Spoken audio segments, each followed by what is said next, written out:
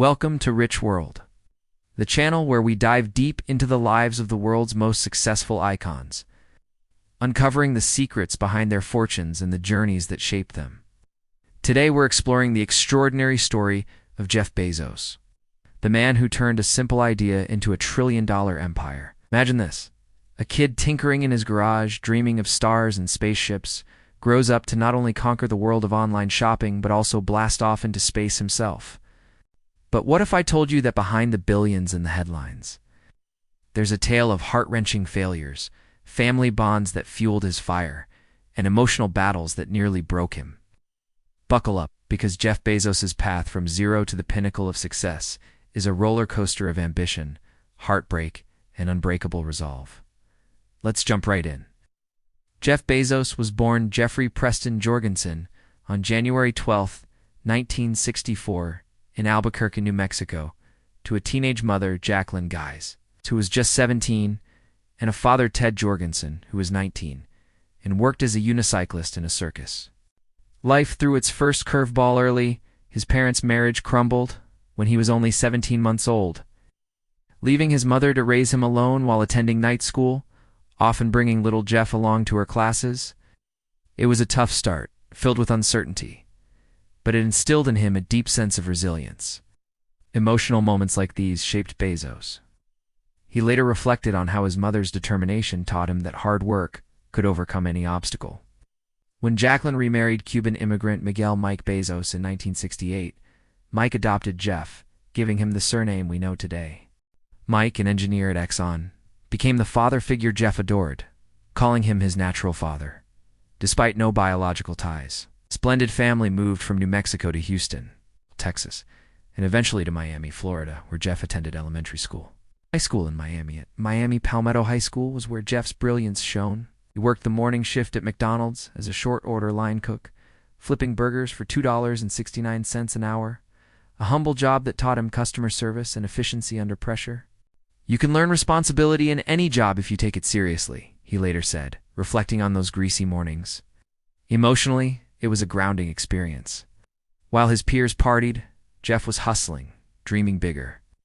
He graduated as valedictorian in 1982, a National Merit Scholar, winner of the Silver Knight Award. In his graduation speech, he boldly declared his dream to colonize space to save humanity, a vision that seemed outlandish then but would become reality. Princeton University beckoned, where he initially pursued physics, but switched to electrical engineering and computer science. Graduating summa cum laude in 1986 with a 4.2 GPA, he was elected to prestigious societies, like Phi Beta Kappa and Tau Beta Pi, and even served as president of the Students for the Exploration and Development of Space. These years were formative, blending intellectual rigor with emotional inspiration from sci-fi books and space exploration heroes like the Apollo astronauts. Bezos turned down offers from Intel and Bell Labs to join fintech startup Fitel, where he rose quickly to head of development. By 1988, he was at Bankers Trust as a product manager, becoming the youngest vice president at age 26. Then came D.E. Shaw & Co., a hedge fund, where at 30, he became its fourth senior vice president. It was here, researching internet opportunities, that he stumbled upon a statistic that changed everything. Web usage was growing 2,300% annually. That spark ignited his entrepreneurial fire. But leaving a cushy Wall Street job was an emotional leap. Fear of regret drove him, using what he called the regret minimization framework to visualize his 8-year-old self looking back without remorse. In 1994, at age 30, Bezos quit his high-paying job and, with his wife Mackenzie Tuttle, whom he met at D.E. Shaw and married in 1993, drove cross-country from New York to Seattle. They rented a house in Bellevue, Washington, and in a garage with $250,000 from his parents, who believed in him despite the risks, founded Amazon.com as an online bookstore. It was truly from zero. No fancy office, just a door as a desk and a dream. The site launched in July 1995, selling its first book to a customer in California. Within 30 days, Amazon was shipping to all 50 states and 45 countries, pulling in $20,000 a week, but success wasn't instant. Early days were chaotic, with Bezos and his small team packing boxes on their knees. Emotionally, It was exhilarating yet terrifying. Bezos poured everything into it, knowing failure could mean financial ruin. By 1997, Amazon went public, but the dot-com boom masked underlying challenges. Investors were skeptical. I buy books online when Barnes & Noble existed? Bezos' response? Zess over customers, not competitors.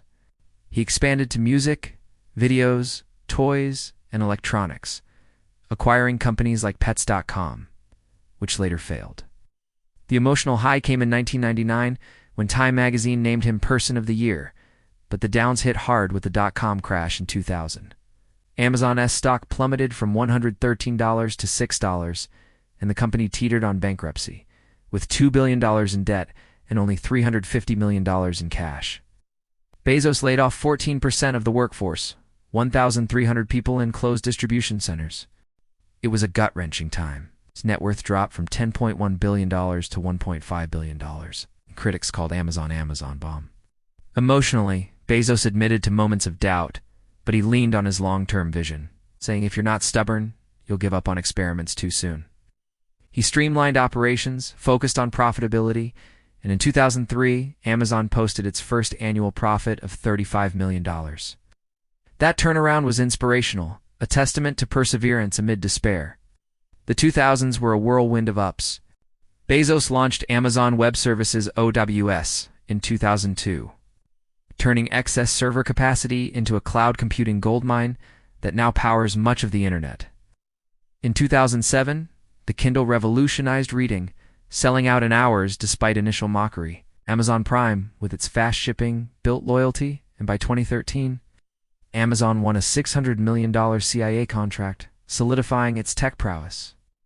But challenges persisted. Competition from eBay and Walmart intensified, and Bezos faced personal emotional strains. His marriage to Mackenzie, who helped write Amazon's first business plan and bore their 4 children, 3 sons, and an adopted daughter from China, was the emotional backbone of his success. They shared a life of adventure, but the grind took a toll. In 2013, Bezos bought The Washington Post for $250 million, aiming to revive it digitally, but it brought controversies like staff strikes in 2023 over layoffs and a 2024 decision not to endorse a presidential candidate, leading to 250,000 subscription cancellations. Emotionally, Bezos defended his vision for personal liberties and free markets, but it cost him allies and sparked internal heartbreak. Meanwhile, Amazon's growth exploded. By 2018, it reported $2 billion in quarterly profits, and Bezos raised the minimum wage to $15 amid criticism of warehouse conditions, a move born from emotional reflection on worker welfare after a scathing 2015 New York Times report. No story of Bezos is complete without Blue Origin, founded in 2000 with the motto Gratitim Ferociter, step by step, ferociously. Inspired by childhood dreams and his grandfather's influence, Bezos invested $1 billion annually from Amazon stock sales. The emotional drive? Preserving Earth by moving industry to space? We will have to leave this planet. It's going to make this planet better, he said in 2018. Ups included the New Shepard's successful suborbital flights, culminating in Bezos' own space trip on July 20, 2021, with his brother Mark, a poignant brotherly moment high above Earth. But downs came too. Delays, failed tests, and lawsuits against NASA over contracts lost to SpaceX. In 2023, NASA selected Blue Origin for a $3.4 billion moon landing mission in 2029, a vindication of his persistence. Philanthropy marked another emotional evolution. Criticized for stinginess, Bezos launched the Day One Fund in 2018 with $2 billion for homelessness and education, and the Earth Fund in 2020 with $10 billion for climate change. These acts stemmed from a deeper reflection on legacy, especially after personal upheavals. The biggest emotional downturn came in 2019, after 25 years. Bezos and Mackenzie divorced amicably, but it was amid a tabloid storm involving his affair with TV anchor Lauren. Blackmail accusations from the National Enquirer added humiliation. Bezos publicly fought back, exposing the drama in a Medium post. Mackenzie received 4% of Amazon stock, $36 billion, making her one of the richest women, while Bezos kept 12% worth over $108 billion. It was a low point blending personal regret with public scrutiny, but Bezos rebounded, getting engaged too in 2023 and marrying her in a lavish $50 million Venice wedding in June 2025, attended by stars like Oprah and Bill Gates. Amid local protests, it symbolized renewal. By then, his net worth had soared past $220 billion in May 2025, fluctuating with Amazon's stock, but cementing him as the third richest person. Stepping down as Amazon CEO in 2021 to executive chairman, succeeded by Andy Jassy, allowed focus on AI, where he dedicated 95% of his time by 2024, and union-busting allegations during COVID-19. When Amazon boomed but workers protested conditions, Bezos' wealth surged $24 billion in 2020 amid the pandemic, drawing ire for inequality. Yet, he pushed forward, acquiring Whole Foods in 2017 for $13.7 billion and entering India with $5.5 billion. His success formula? Customer obsession, innovation, and risk-taking. From zero garage startup to billionaire, Bezos' journey teaches that ups follow downs if you stay stubborn. Emotional highs like spaceflight, contrasted lows like near bankruptcy. But his grandfather's lessons echoed. Fix what's broken, step by step. As we wrap up this deep dive into Jeff Bezos' life on Rich World, remember, success isn't a straight line. It's forged in emotional fires and relentless pursuit. If this story inspired you, smash that subscribe button for more tales of triumph from the rich and resilient. Drop a comment below. Where are you watching from today? Is it the US, Europe, Asia, or somewhere else? Let's connect in the comments, and I'll see you in the next video.